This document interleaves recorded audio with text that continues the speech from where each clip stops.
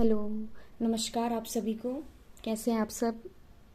आशा करती हूँ आप सब अच्छे होंगे, खुश होंगे।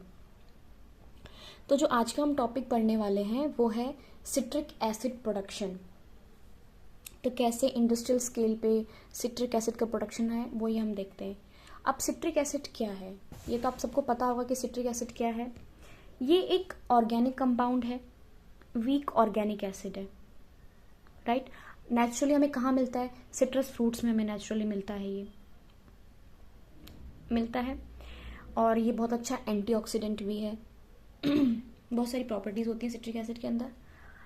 अब ये एक इंटरमीडिएट भी होता है, कहाँ पे? टीसीए साइकिल या क्रेब्स साइकिल आप कह लो, ट्राई कार्बोक्सिलिक एसिड साइकिल। ठीक है।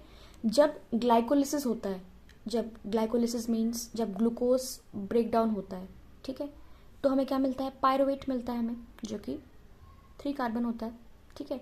उसके बाद फर्दर लिंक रिएक्शन होती है, फिर वो हमें मिलता है वहाँ से एसिटाइल कोएंजाइम ई। और acetyl coenzyme A oxalo acetic acid के साथ, ऑक्सैलो एसिटिक एसिड के साथ कंबाइन होता है इन प्रेजेंस ऑफ वाटर, और with the help of an citrate synthase enzyme क्या फॉर्म होता है? सिट्रेट या सिट्रिक एसिड फॉर्म होता है। ठीक है। तो ये तो सिट्रिक एसिड ऐसे होता है फॉर्म, ये आपको पता है। ओके। मैंने क्या बोला कि सिट्रिक एसिड का क्या है? इंटरमीडिएट है टीसीए साइकिल का। बनता कैसे है? पहले ग्लाइकोलिसिस प्रोसेस है, आपको पता होना चाहिए, लिंक रिएक्शन, फिर क्रेब्स साइकिल में कैसे बनता है। एसिटाइल कोएंजाइम में पहला स्टेप होता है एसिटाइल कोएंजाइम ही इन प्रेजेंट मतलब with help of oxaloacetic acid citrate synthase की हेल्प से वो बना देता है। ठीक है। ये 4 कार्बन होता है, 2 कार्बन होता है, और सिट्रेट हमारे पास 6 कार्बन है। स्ट्रक्चर हम दे सकते हैं, 3 कार्बन है, 6 कार्बन है इसके पास, और एच काउंट कर सकते हैं आप 1 2 3 4 5 6 7 8। ठीक है। ओके। अब बात आती है कि हम सिट्रिक एसिड का प्रोडक्शन करना चाहते हैं, वो भी लार्ज स्केल में। तो लार्ज स्केल में कैसे किस चीज़ का प्रोडक्शन होता है? ठीक है। अब प्लांट्स की बात करें तो प्लांट्स का देखो, पूरा साल लगता है एक प्लांट ग्रो करने में, बहुत टाइम लग जाता है ना टाइम। तो हम कोई ऑल्टरनेटिव ढूंढने की, हम जल्दी से प्रोडक्शन कर सकें उसका, तो हमारे पास एक ही ऑल्टरनेटिव बचता है कि हम कोई माइक्रोब की हेल्प से प्रोडक्शन करें उसका। ठीक है। तो हम कोई माइक्रोबियल स्ट्रेन लेंगे। सो फंजाई से लेके यीस्ट तक सुटेबल है प्रोडक्शन करने के लिए। हम इसमें बैक्टीरियल स्पीशीज भी हमने यूज़ की गई हैं, अर्लियर बैक्टीरियल स्पीशीज भी लोगों ने यूज़ की। फंजाई से लेके हम यीस्ट तक सुटेबल है बिल्कुल प्रोडक्शन करने के लिए। ठीक है। हमने सब यूज़ करके देखा, उसमें से एस्पेराजिलस नाइगर ब्लैक मोल्ड, ये एक फंगस है, एस्पेराजिलस नाइगर, इसको बोलते हैं ब्लैक मोल्ड। ठीक है। ये बेस्ट चॉइस है सिट्रिक एसिड के प्रोडक्शन के लिए। क्यों बेस्ट चॉइस है? इसको हैंडल करना बहुत आसान होता है। Ability to ferment a variety of, अगर अलग अलग रॉ मटेरियल तो उनको अच्छे से ये फर्मेंट कर पाती है। और मेन चीज़ जो सबसे ज़्यादा इंपॉर्टेंट होती है कि यील्ड हमें ये बहुत ज़्यादा देती है। ठीक है। ओके। और लास्ट पॉइंट क्या है कि it is safe to human beings. क्या है ये? सेफ है ह्यूमन बींग्स के लिए।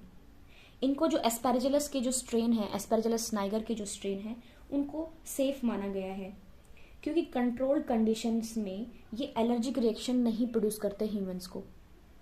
कोई भी जैसे होता है ना कि कोई किसी एलर्जिक रिस्पॉन्स शो करे, ठीक है, तो ये कोई भी एलर्जिक रिस्पॉन्स शो नहीं करती, ये ऑक्रा टॉक्सिन नहीं प्रोड्यूस करती अंडर कंट्रोल कंडीशन। कौन सा टॉक्सिन?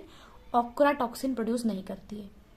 ठीक है। सो ऑक्रा टॉक्सिन है, नहीं प्रोड्यूस करती, तो सेफ है ह्यूमंस के लिए। तो Aspergillus niger why it is best source? क्योंकि देखो, कोई भी चीज़ बेस्ट क्यों होती है कि उसको ईजी होता है हैंडल करना। अगर वो अच्छा प्रोडक्ट दे रही है, अच्छा यील्ड दे रही है, तो ये तो आप किसी भी पॉइंट लिख सकते हो कि Y it is best choice. ठीक है। यील्ड है, और मेन चीज़ होती है सेफ्टी, है ना, सेफ टू ह्यूमन बींग्स। ठीक है। और हाई प्रोडक्शन हमने देख लिया। ठीक है। अब ऐसा नहीं कि सिर्फ ये सिट्रिक एसिड प्रोडक्शन के लिए यूज हो रहा है, ये हमें फर्दर और सारे एंजाइम से प्रोड्यूस करके देखते हैं। जैसे पैक्टिनेसिस हो गए, आपके प्रोटीएसिस हो गए, आपके कैटालिसिस हो गए, आपके लाइपेसिस हो गए, आपके ऑक्सीडेसिस हो गए। ठीक है। और ये तो मैंने बताया कि ability to ferment a variety of raw material, मतलब जो भी आप सबस्ट्रेट वगैरह दे रहे हो तो अच्छे से उसको यूटिलाइज कर पाती है एस्पेराजिलस नाइगर। एस्पेराजिलस नाइगर के अलावा हम यीस्ट भी यूज कर सकते हैं। ठीक है। बट मैं यहाँ पे एस्पेराजिलस नाइगर के बारे में बात कर रही हूँ। आई होप आपको समझ में आ रहा होगा। ठीक है। अच्छा, ये डायग्राम आप देख लीजिए एस्पेराजिलस का, स्ट्रक्चर है। देखो आप माइक्रोस्कोप के अंदर अगर देखते हैं तो बिल्कुल ऐसा ही दिखता है, बिल्कुल सेम। अगर बॉटनी के स्टूडेंट्स हैं जिन्होंने स्लाइड बनाई होगी तो वो आप देखेंगे, अगर आप नेट पे भी सर्च करते हैं तो आप एक बार माइक्रोस्कोप वाली इमेज देखिएगा तो बिल्कुल ऐसा ही सेम दिखाई देता है ये स्ट्रक्चर जो हमें दिखा है। इसमें फुट सेल होता है। फुट सेल क्या होता है? फुट सेल कैरेक्टरिस्टिक फीचर होता है इसका, ठीक है। कोनिडिया 4 है और ये कोनिडिया यानी कि स्पोर्स जो कोनिडिया जो फर्दर जर्मिनेट करेंगे जिससे, ठीक है। तो यहां तक आपको समझ में आ गया होगा। ओके, नेक्स्ट है कि जो इसकी प्रोडक्शन है वो किस पे डिपेंड करती है। इसकी प्रोडक्शन किस पे डिपेंड करती है कि भाई हम कौन सा हम स्ट्रेन ले रहे हैं, है ना। एरेशन हो गया, कार्बन का सोर्स हो गया, कार्बन का सोर्स हो गया, दूसरा नाइट्रोजन हो गया, फॉस्फेट हो गया आपका, पीएच हो गया, ट्रेस एलिमेंट्स हो गए, ये सारी की सारी चीजों का इफेक्ट पड़ता है। आप वही स्ट्रेन लेंगे ना जिसकी यील्ड अच्छी होगी कि नहीं होगी, आप वही तो स्ट्रेन यूज करेंगे, इजंट इट। दूसरी चीज, तो दूसरा जो है वो है एरेशन। अगर फर्मेंटेशन में अगर प्रॉपर फंजाई को ऑक्सीजन नहीं मिल रही तो सिट्रिक एसिड का जो प्रोडक्शन है वो इनिबिट हो सकता है, जो फंगस की ग्रोथ है वो इनिबिट हो सकती है, ठीक है। और अगर प्रॉपर कंसंट्रेशन होती है जो ऑक्सीजन, जो डिजोल्व ऑक्सीजन है, उससे क्या होता है, उससे क्या होता है कि ये इन्फ्लुएंस करता है किसको? रेट ऑफ ग्लाइकोलिसिस को, रेस्पिरेटरी चेन को, जिससे कि हाई एटीपी सिंथेसिस होगी और सिट्रेट का जो सिक्रीशन है वो ज्यादा होगा। अगर आपको पता है तो जो सिट्रिक जो क्रेब्स साइकिल होती है वो इन प्रेजेंस ऑफ ऑक्सीजन में ही होती है ना, है ना। तो प्रॉपर एरेशन होना चाहिए, ठीक है। तो प्रोडक्शन किस पे डिपेंड कर रही है? एप्रोप्रिएट स्ट्रेन हो गया आपका, आपका एरेशन हो गया, ठीक है। दूसरा है कार्बन का सोर्स। कार्बन का सोर्स आप क्या, मतलब सुक्रोस है, कौन सा आप सोर्स लेना चाहते हो? सुक्रोस है, ग्लूकोस है, कौन सा सोर्स है? नाइट्रोजन के लिए हम एमोनिया या यूरिया ले सकते हैं, ठीक है। दूसरा फॉस्फेट है, पीएच है। देखो पीएच का बहुत इंपॉर्टेंट रोल प्ले है। पीएच अगर टू जो है वो ऑप्टिमम होता है किसके लिए? एस्परजिलस नाइगर के लिए। सिट्रिक एसिड एसिड का पीएच क्या होता है? कम ही होता है ना, ठीक है। तो पीएच 2 ऑप्टिमम। अगर आप यीस्ट लेते हैं, यीस्ट में भी आप क्या ले सकते हैं? येरोविया लिपोलिटिका, आप ये ले सकते हैं। मैं यहाँ पे एस्परजिलस की बात कर रही हूँ लेकिन आप ये ले सकते हैं। दूसरा कैंडिडा के स्ट्रेन्स आप ले सकते हैं, ठीक है। तो लेकिन हर किसी के रोल में पीएच का बहुत इंपॉर्टेंट रोल होता है, ठीक है, क्योंकि अप्रोप्रिएट पीएच पे वो काम करती है। दूसरा ऑप्टिमम टेम्परेचर, मैंने यहाँ पे लिखा नहीं, optimum temperature differ based on strain and medium composition. आप स्ट्रेन के हिसाब से भी टेम्परेचर डिफर करेगा, मीडियम कंपोजिशन भी डिफर करेगा।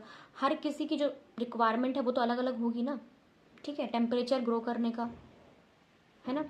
तो एस्परजिलस नाइगर के लिए 25 to 30 ऑप्टिमम क्या होता है कि उसमें वो बेटर ग्रोथ करता है, मैक्सिमम ग्रोथ करेगा, ठीक है। ऑप्टिमम टेम्परेचर उसका क्या है? तो एस्परजिलस नाइगर के केस में 25 to 30 डिग्री सेल्सियस हो गया, यीस्ट के केस में 22 to 35 डिग्री सेल्सियस हो गया। अब होता क्या है कि अगर हम टेम्परेचर बढ़ा दें या घटा दें उससे फ़र्क क्या पड़ेगा, ठीक है। तो अगर हम टेम्परेचर 30 डिग्री से ज़्यादा इंक्रीज कर देते हैं तो ऑक्सैलिक एसिड का एक्यूमुलेशन होता है। आप कोई भी फर्मेंटेशन कंडीशन दे रहे हैं, respective of fermentation condition, oxalic acid बनने लग जाता है। हमें चाहिए क्या? हमें सिट्रिक एसिड चाहिए, हमें मिल क्या रहा है? Oxalic acid. आप कुछ बोलेंगे भी अच्छा है, पर नहीं, हमें चाहिए तो वही ना, ठीक है। तो 30 डिग्री सेल्सियस अपने का ज़्यादा लिया तो ऑक्सैलिक एसिड का जो है वो एक्यूमुलेशन हो जाता है इरिस्पेक्टिव ऑफ फर्मेंटेशन कंडीशन। क्यों? बिकॉज इस टेम्परेचर में सिट्रेट सिंथेज एंजाइम क्या होता है, एंजाइम की एक्टिविटी एक पर्टिकुलर टेम्परेचर पे ही होती है ना। तो सिट्रेट सिंथेज जो है वो डीनेचर हो जाएगा, और सिट्रेट सिंथेज ही अगर डीनेचर हो जाएगा तो सिट्रिक एसिड कैसे बनेगा, ठीक है। ओके, अब अगर लोअर टेम्परेचर है तो लोअर टेम्परेचर में भी मैंने क्या बोला, एंजाइमिक एप्रोप्रिएट टेम्परेचर पे ही काम कर रहा है। तो अगर टेम्परेचर कम भी हो गया तो एंजाइमेटिक एक्टिविटी कम हो जाएगी। तो इतना आपको समझ में आ गया मैंने क्या बोला कि मैंने क्या बात की पहले। देखो इंटरमीडिएट की हमने बात कर ली, आपने कौन सा स्ट्रेन लेना है। नाइगर को ब्लैक मोल्ड बोलते हैं, इसको बेस्ट चॉइस है प्रोडक्शन करने के लिए सो फार। और प्रोडक्शन किस पे डिपेंड करता है, कौन सा स्ट्रेन आप ले रहे हैं, प्रॉपर एरेशन होना चाहिए, डिजोल्व ऑक्सीजन प्रॉपर होना चाहिए, अदरवाइज सिट्रिक एसिड की जो इनिबिट हो जाएगा, वो उसकी फॉर्मेशन नहीं होगी प्रॉपर, ठीक है। ये इन्फ्लुएंस करता है ग्लाइकोलिसिस के रेट को, रेस्पिरेटरी चेन को, एटीपी सिंथेसिस, ठीक है, जिससे कि सिट्रेट का सिक्रेशन जो है वो ज़्यादा होगा। एटीपी बनती है ना ग्लाइकोलिसिस से, ग्लूकोज ब्रेकडाउन होगा तभी तो हमें एनर्जी मिलेगी ना। ओके, कार्बन का सोर्स आप क्या ले रहे हैं, नाइट्रोजन के लिए आप अमोनिया यूरिया ले लेते हैं, फॉस्फेट, पीएच, ट्रेस एलिमेंट। ये ट्रेस एलिमेंट भी बहुत इंपॉर्टेंट रोल प्ले करते हैं। जैसे कि आप ट्रेस एलिमेंट में क्या ले लेते हो, आप ट्रेस एलिमेंट में मैग्नीशियम ले लेते हैं, आप मैंगनीज ले लेते हैं ट्रेस एलिमेंट में। तो ट्रेस एलिमेंट्स जो हैं आपके, जैसे मैग्नीशियम हो गया, एमएन हो गया, जिंक हो गया, कॉपर हो गया, तो ये सब भी बहुत इंपॉर्टेंट रोल प्ले करते हैं आपका।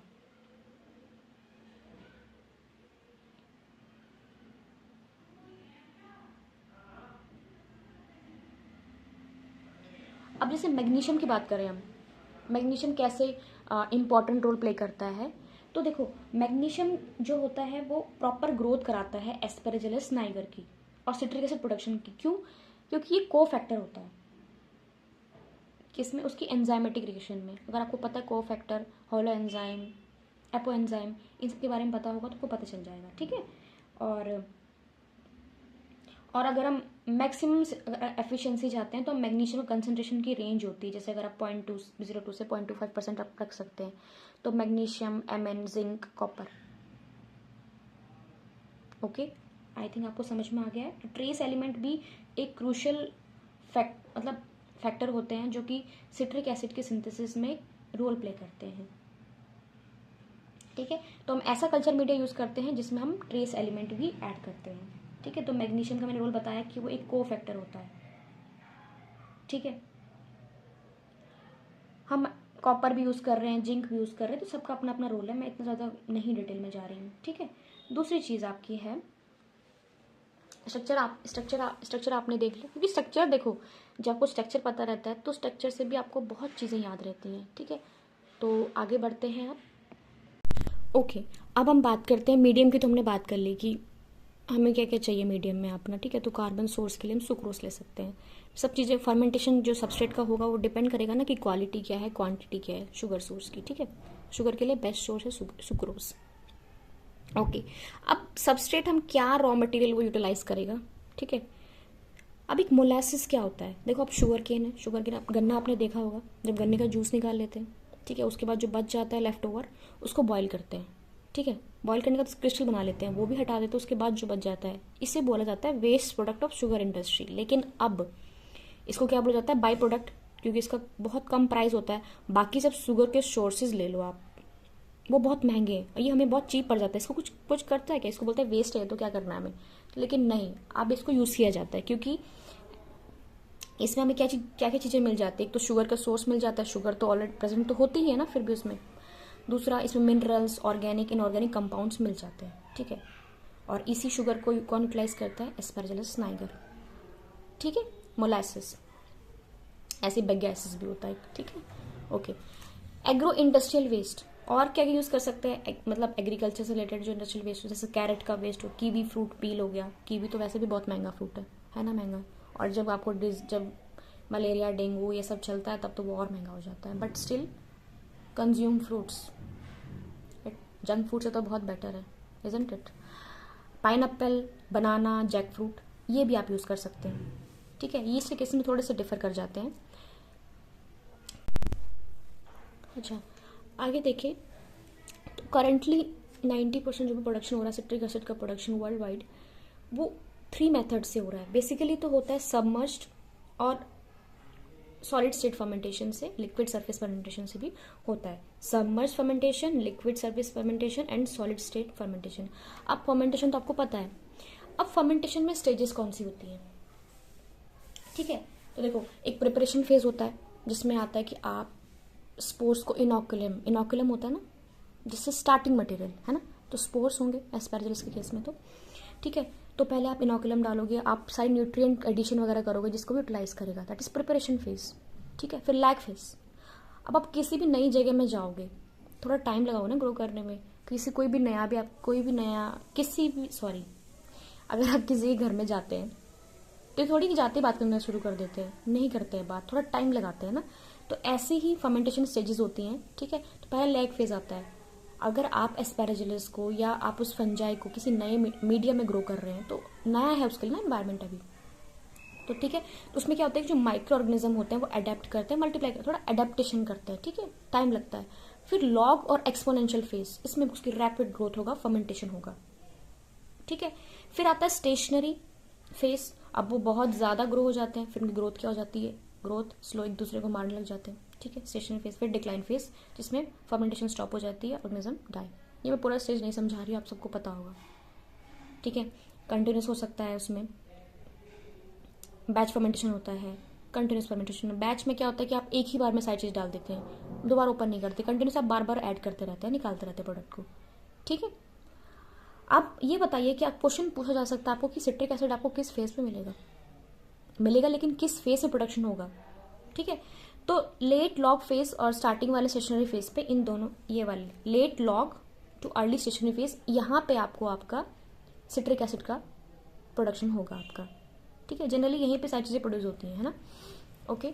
तो ये फर्मेंटेशन स्टेजेस होंगी, कौन कौन सी, मतलब फर्मेंटेशन आप जब करेंगे किसी रिएक्टर में करेंगे, तो उसमें कौन कौन सी स्टेजेस या फर्मेंटेशन होगी, तो कौन कौन सी स्टेजेस आपको देखने को मिलेंगी, ठीक है। तो माइक्रो ऑर्गेनिज्म है तो कुछ ना कुछ ग्रोथ कर्व बनेगा, है ना।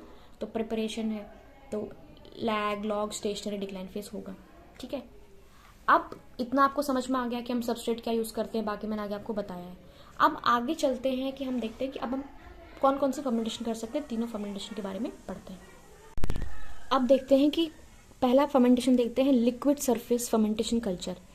इसमें क्या होता है कि आप क्या करते हैं कि अगर आपको स्मॉल स्केल में प्रोडक्शन करना है, ठीक है, तो आप लिक्विड सरफेस फर्मेंटेशन का यूज़ करते हैं, ठीक है। लिखा भी है use on small and medium industrial scale में हम यूज़ करते हैं। इसमें क्या होता है कि जो एस्पेराजिलस नाइगर होता है वो कहाँ ग्रो करता है, वो सरफेस पे ग्रो करता है, लिक्विड मीडिया क्या ले रहे हैं हम, लिक्विड सरफेस पे ग्रो करता है, ठीक है, इसलिए नाम ही है लिक्विड सरफेस फर्मेंटेशन कल्चर। तो इसमें जो एस्पेराजिलस नाइगर है वो कहाँ पे ग्रो करेगा, on the surface of the growth medium, and एक थिक माइसीलियल लेयर फॉर्म कर लेगा। माइसीलिया आपको पता हो, ग्रुप ऑफ हाइफे को बोलते हैं माइसीलिया, है ना, okay. Process occur in fermentation chamber, जो प्रोसेस होगा पूरा वो फर्मेंटेशन चैम्बर में होगा, on high quality steel, aluminium और पॉलीथीन ट्रे हो सकती है, देखो इस तरह की ट्रे, ये दिख रही है आपको, इस तरह की ट्रे होगी, ठीक है। उसमें प्रॉपर एरेशन होगा। एरेशन सिस्टम क्यों चाहिए, अगर कोई प्रोसेस हो रहा है तो उसमें हीट जनरेट होगी ना, तो हीट को कंट्रोल करने के लिए, to control temperature and humidity level, aeration system proper होता है, ठीक है। कोई भी किसी भी फॉर्म में कंटामिनेशन को प्रिवेंट करने के लिए air supplied chamber is filtered, उसको हम बैक्टीरियोलॉजिकल फिल्टर लगे हुए होते हैं, ठीक है। तो ये है लिक्विड सरफेस फर्मेंटेशन कल्चर, ठीक है। तो देखो यहाँ से एयर सप्लाई प्रोवाइड कर रही है, ये आपकी ट्रेज है। पीएच यहाँ पे आप 6 रख रहे हो, देखो 2 to 6 पीएच जा सकता है, मैंने पहले पीछे आपको बताया था 2, तो 2 to 6 जा सकता है, ठीक है। टेम्परेचर आपका 20-30 डिग्री हो गया। सबस्ट्रेट आप 30% सबस्ट्रेट, ये इसके हिसाब से बताया गया, लिक्विड सरफेस फर्मेंटेशन आप कर रहे हो तो आप कितना सबस्ट्रेट ले रहे हैं, ओके। यहाँ से पोस्ट फर्मेंटेशन गैसेस निकल रही है आपकी, जैसे CO2, तो फर्मेंटेशन के बाद जो गैस रिलीज हो रही है CO2, ये आपकी ट्रे है, यहाँ पे फर्मेंटेशन प्रोसेस होगा। लेकिन अगर आप देखो तो इसमें आपको क्या लग रहा है कि इसमें क्या हो सकता है, पहले मैंने बताया कि ये स्मॉल अगर स्केल पे आपको करना है तो आप इसको यूज़ कर सकते हैं, लिक्विड सरफेस फर्मेंटेशन कल्चर। इसमें कहाँ पे ग्रो करती है, वो सरफेस पे ग्रो करती है, ठीक है।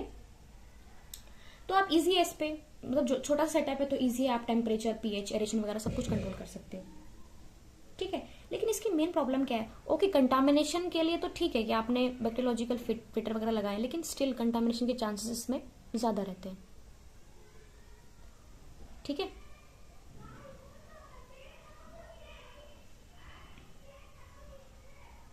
नेक्स्ट है, अब हम पढ़ने वाले हैं सबमर्ज्ड फर्मेंटेशन, ठीक है।